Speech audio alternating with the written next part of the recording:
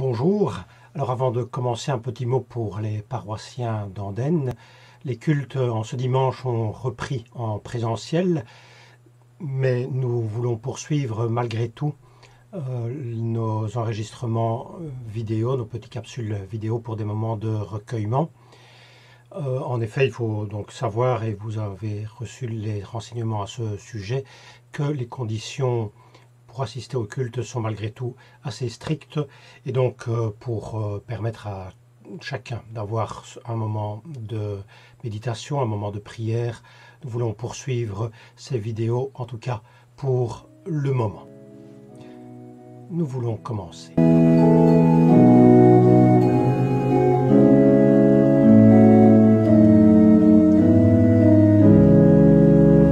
Seigneur, nous venons à toi pour écouter et pour prier, pour trouver du repos dans la communion de l'Église universelle, dans la communion avec toi.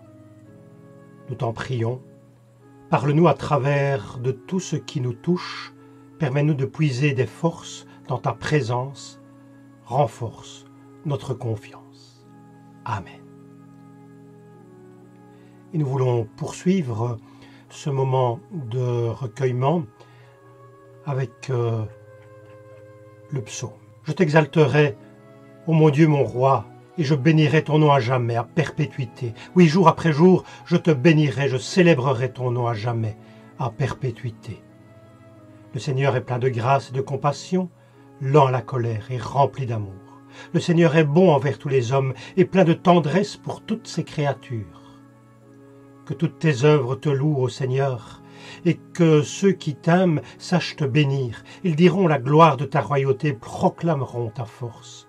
Oui, Seigneur, tu es toujours vrai, fidèle à tes promesses et plein d'amour dans toutes tes œuvres. Tu soutiens ceux qui faiblissent et rends confiance à tous ceux qui sont courbés.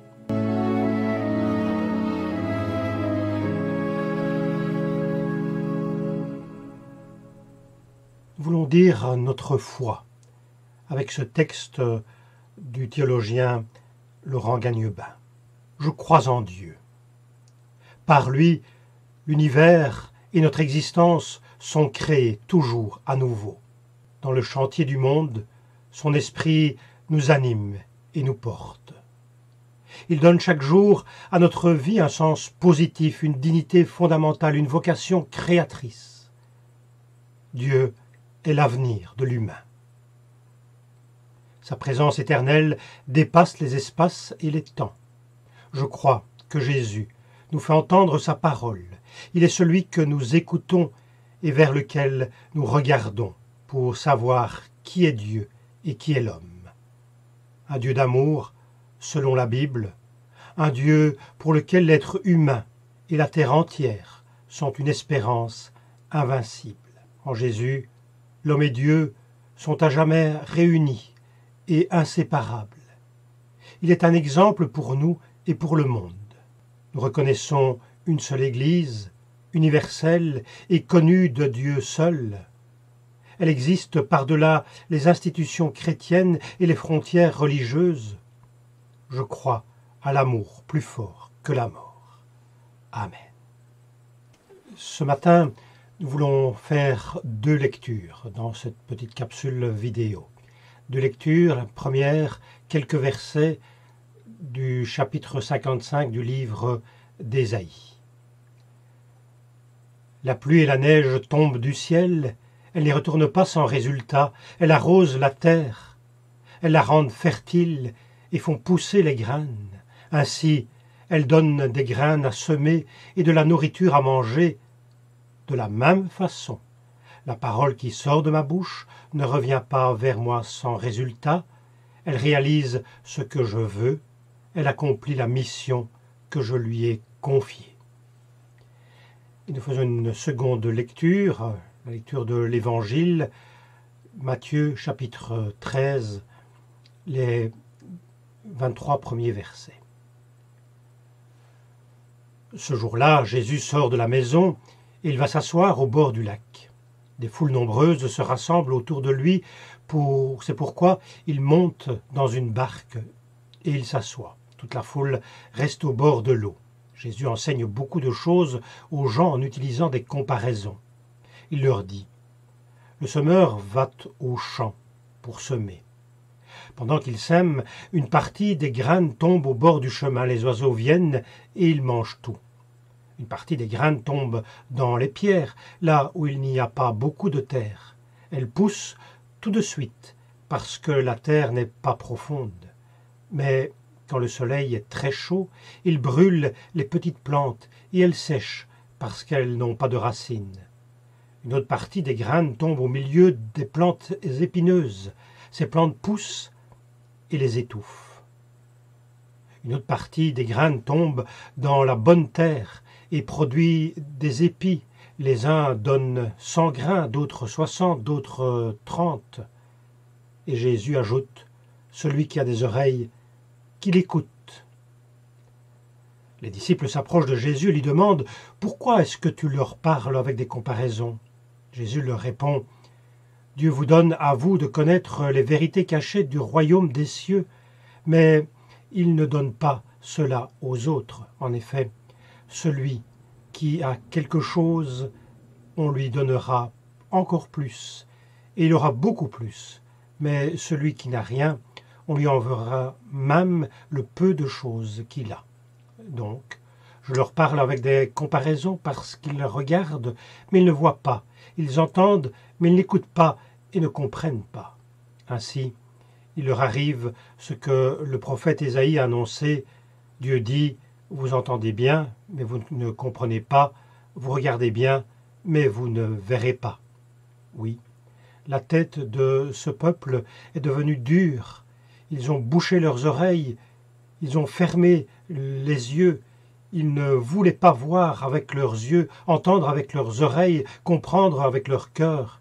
Ils ne voulaient pas changer leur vie.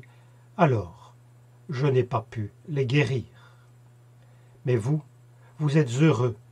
Vos yeux voient et vos oreilles entendent. Je vous le dis, c'est la vérité, beaucoup de prophètes, beaucoup de gens fidèles à Dieu ont désiré voir ce que vous voyez, mais ils ne l'ont pas vu. Ils ont désiré entendre ce que vous entendez, mais ils ne l'ont pas entendu. Écoutez donc ce que l'histoire du semeur veut dire. Le bord du chemin où la graine tombe, ce sont les gens qui entendent la parole du royaume et qui ne comprennent pas. L'esprit du mal arrive et il arrache ce qu'on a semé dans leur cœur. Le sol plein de pierres, ce sont les gens qui entendent la parole et qui la reçoivent aussitôt avec joie, mais la parole n'a pas de racine en eux. Ils changent facilement d'avis. Alors, quand il y a une difficulté ou quand on les fait souffrir à cause de la parole, ils abandonnent tout de suite. Le sol couvert de plantes épineuses, ce sont les gens qui entendent la parole mais qui s'inquiètent pour les choses de ce monde. Ils cherchent de fausses richesses à cause de cela. La parole est étouffée et elle ne produit rien. La bonne terre, ce sont les gens qui entendent la parole et qui comprennent. Ils donnent des fruits, les uns 100, d'autres 60, d'autres 30.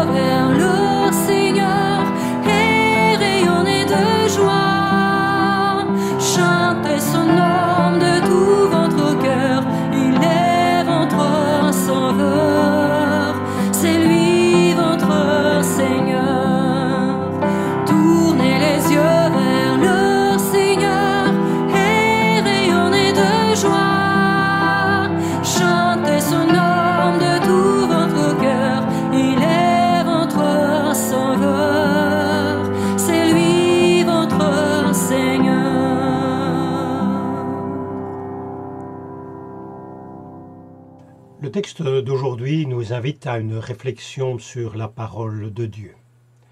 En effet, le texte d'Ésaïe dit « La parole qui sort de ma bouche ne revient pas à moi sans résultat. Elle réalise ce que je veux, elle accomplit la mission que je lui ai confiée. » Et puis la parabole de Jésus, une parabole qui décrit une réaction par rapport à une parole de Dieu. Une parole de Dieu, ici, il est clairement dit que c'est une parole sur le royaume. La proximité du royaume de Dieu, c'est un des thèmes centraux de l'Évangile. Nous avons donc à faire une réflexion dans ces deux textes sur la parole de Dieu. Nous connaissons bien cette phrase du Deutéronome parce que parfois nous la chantons. L'homme ne vit pas de pain seulement, mais l'homme vit aussi de la parole qui sort de la bouche du Seigneur. L'homme ne vit pas de pain seulement, mais de toute parole qui sort de la bouche de Dieu, pour reprendre ces paroles du cantique. Cette parole qui se retrouve d'ailleurs dans l'Évangile ou également en Matthieu 4, verset 4, « L'être humain ne vivra pas seulement de pain, mais de toute parole qui sort de la bouche de Dieu ». C'est ce que Jésus répond aux tentateurs. C'est dans ce cadre, dans cette histoire de la tentation de Jésus, que cette parole ressort dans l'Évangile. Oui, la parole de Dieu, la parole qui vient, qui rejoint l'humanité. On pourrait dire que toute la Bible est placée sous ce signe-là, de cette parole de Dieu qui rejoint l'humanité. On sait très bien que dans la Genèse, au chapitre 1, tout commence par la parole de Dieu, cette parole créatrice. Et puis l'évangile de Jean aussi commence de la même façon par cette parole qui rejoint l'humanité, cette parole qui crée l'humanité. Au commencement était la parole, et la parole était avec Dieu, et la parole était Dieu. Elle était au commencement avec Dieu, toutes choses ont été faites par elle, et rien de ce qui a été fait n'a été fait sans elle. En elle était la vie, et la vie était la lumière des hommes. Une parole créatrice, créatrice de vie. Cette parole créatrice de vie rejoint l'humanité qui peut s'en nourrir. Alors on peut évidemment, à propos de ce sujet, dire énormément de choses.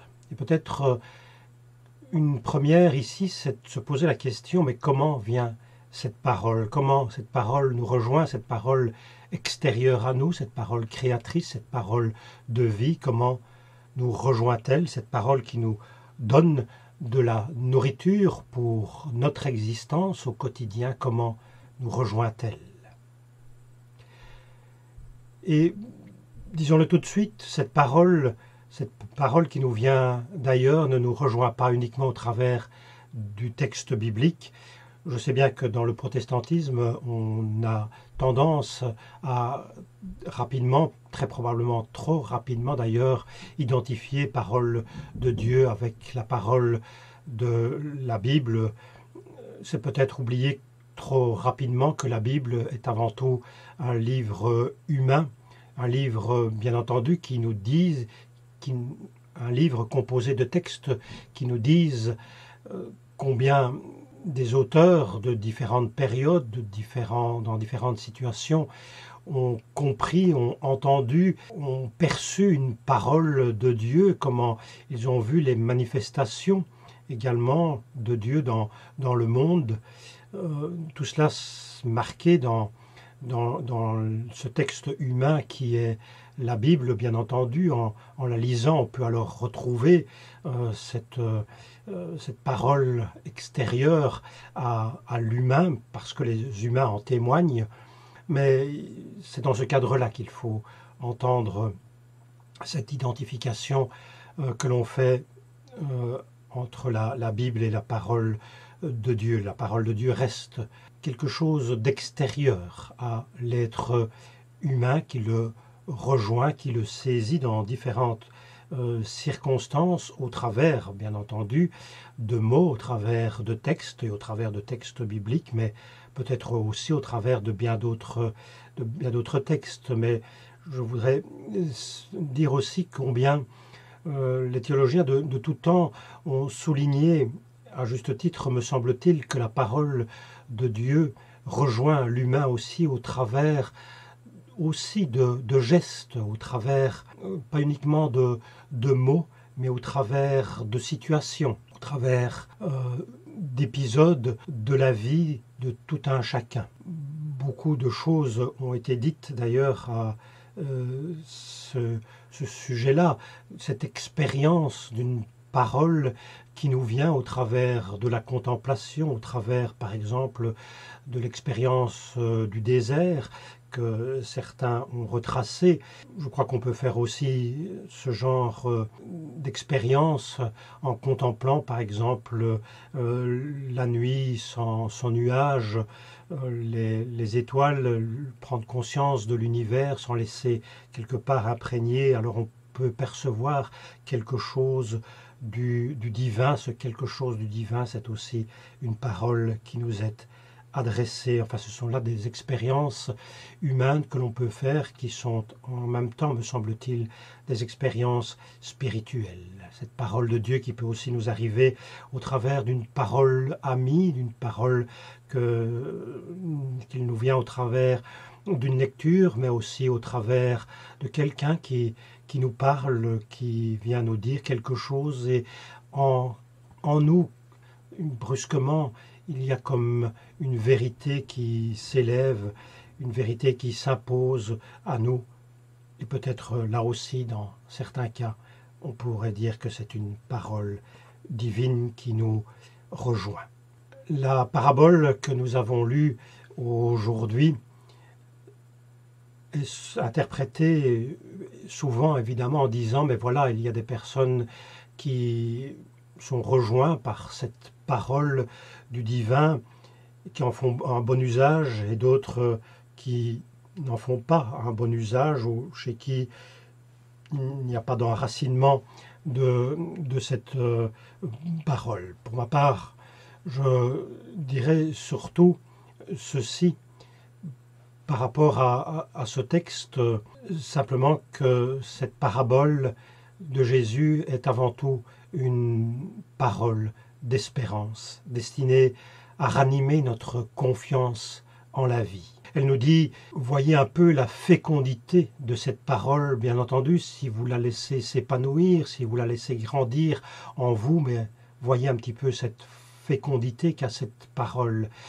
qui nous vient d'ailleurs, pure, parfaite, créatrice, une parole de vie, si vous la laissez s'épanouir en vous, si elle tombe dans la bonne terre, si elle tombe quelque part en vous, il y a certainement de la bonne terre en vous, alors elle peut donner un rendement exceptionnel de 100, 60, même déjà 30, combien c'est déjà beaucoup. C'est une parole d'encouragement qui nous dit « Soyez confiants, chacun de vous a reçu de quoi porter du bon fruit parce que cette parole est universelle, cette parole, c'est la vie qui est en vous. » Et pour terminer cette méditation, je reprendrai cette prière.